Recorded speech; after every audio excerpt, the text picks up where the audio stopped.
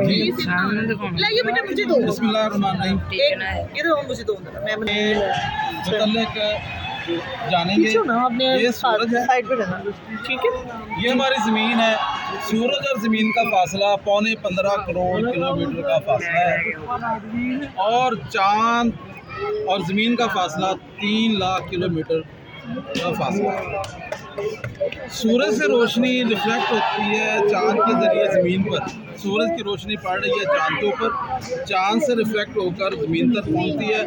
सूरज से रोशनी ज़मीन तक 8 मिनट 22 सेकंड में पहुंचती है। राउंड अबाउट 8 मिनट 20 सेकंड का फासला, ये 15.25 करोड़ किलोमीटर का फासला 8 मिनट 20 सेकंड में तय होता है। और चाँद से रिफ्लेक्ट होने के बाद ज़मीन तक फासला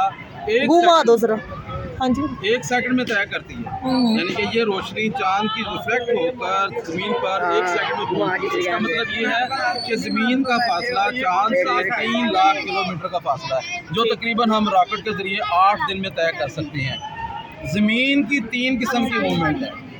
पहली मूवमेंट जो है अपने मदार के गिर्द वो 1 सेकंड में ½ किलोमीटर फासला तय करती है। ज़मीन अपने महवर के गिर्द 1 सेकंड में आधा किलोमीटर और 24 घंटे में ये गर्दिश मुकम्मल हो जाती है। और तकरीबन 44,000 किलोमीटर का फासला ज़मीन तय करके रात दिन मुकम्मल होती है। उसके बाद दूसरी मूवमेंट जो है ज़मीन की अपने मदार में सूरज के गिर्द है।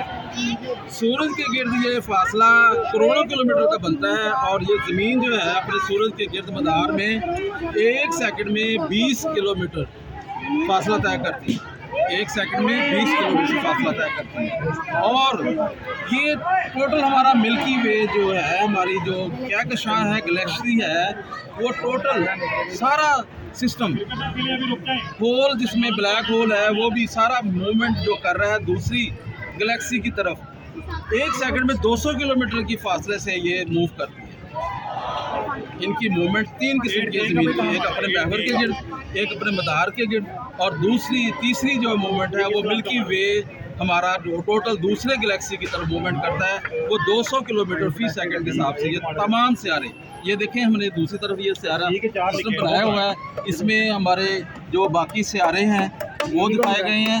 और जी और ये एक छोटा सा सिस्टम है। ये हमारा गैलेक्सी में हमारा जो सोलर सिस्टम है, ये एक गैलेक्सी में कम से कम 200 करोड़ सोलर सिस्टम है। इसका मतलब ज़मीन से जितने सितारे नज़र आते हैं ये सूरज है और इस सूरज से बहुत बड़े बड़े सूरज है जो सितारा की शक्ल में नज़र आते हैं। दिन में इसलिए नज़र नहीं आते हैं कि सूरज की लाइट की वजह से वो मध्यम नज़र आते हैं, में नज़र नहीं आते लेकिन मौजूद होते हैं। जब सूरज ग्रूब हो जाता है, सूरज कैसे ग्रूब होता है? जब सूरज की लाइट ज़मीन के जिस हिस्से में पड़ रही है वहाँ पर दिन होगा और पिछली साइड जो बैक साइड है ज़मीन की वहाँ पर रात होगी। अभी रात है कि कौन से एरियाज में है, कौन से मुल्कों में है? अभी अमेरिका में इस वक्त रात है। जी बिल्कुल। कनाडा में इस वक्त रात है। ऑस्ट्रेलिया में इस वक्त दिन है, वो शाम होने वाली है। आप टाइम नोट कर लें। और हाँ, एक चीज़ और है, ये जो इस वक्त ऑस्ट्रेलिया में गर्मियाँ जो हैं वो शुरू होने वाली है, हमारे सर्दियाँ शुरू हो रही हैं। बिल्कुल ऑपोजिट सिस्टम है ऑस्ट्रेलिया का, वो बिल्कुल शुरू में है, मशरिक में है। ऑस्ट्रेलिया में इस वक्त सर्दियाँ ख़त्म हो रही हैं, हमारे सर्दियाँ स्टार्ट हो रही हैं। जब यहाँ पर फुल सर्दियाँ होंगी वहाँ पर फुल गर्मी होगी और हमारे यहाँ पर जब फुल सर्दियाँ होंगी वहाँ पर फुल गर्मियाँ होंगी। जब यहाँ फुल गर्मियाँ होंगी वहाँ पर सर्दियाँ होंगी। बिल्कुल अपोजिट सिस्टम है, ये एक्सपीरियंस हुआ है।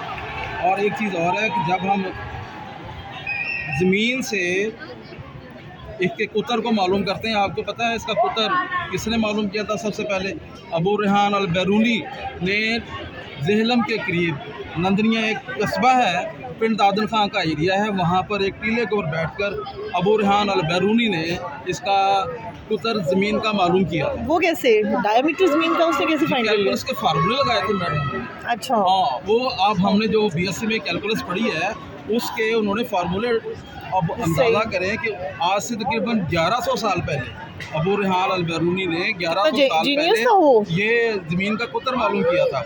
उसके बाद 500 साल बाद आए हैं न्यूटन साहब, न्यूटन साहब ने जो मेजरमेंट्स की और उनकी अबू रेहान की जो मेजरमेंट थी उसमें थोड़ा सा फ़र्क आ गया। दुनिया ने कहा कि ये मेजरमेंट जो न्यूटन साहब ने की है, न्यूटन बहुत बड़ा नाम है, उनकी मेजरमेंट ठीक है। लेकिन उसके बाद क्या हुआ, 1905 में सैटेलाइट दरियाफ्त हुआ।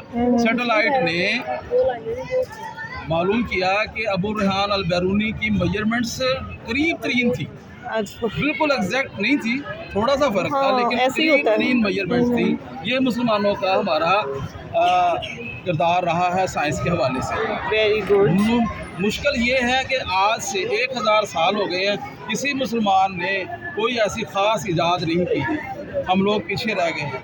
इसलिए हमारी ये हम जो दुनिया में लोगों की टेक्नोलॉजी में आगे जाना हमारा रुक गया है, हम उसमें तरक्की नहीं कर पा रहे। जो साइंस का इल्म जो है, हमें साइंस और टेक्नोलॉजी का इल्म हमें आगे लेकर जाएगा। नहीं, अब अभी अब्दुल सलाम और ये जो थे अभी क्या नाम है उनका था, एक तो डॉक्टर अब्दुल सलाम है ना, जी जी। और अभी एक और भी थे साइंटिस्ट जो भी फौत भी हुए हैं, उनका क्या नाम था?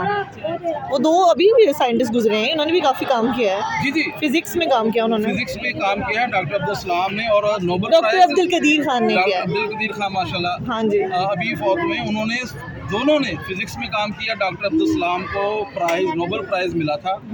पाकिस्तान के वाहिद साइंसदान हैं जिनको नोबेल प्राइज़ मिला है।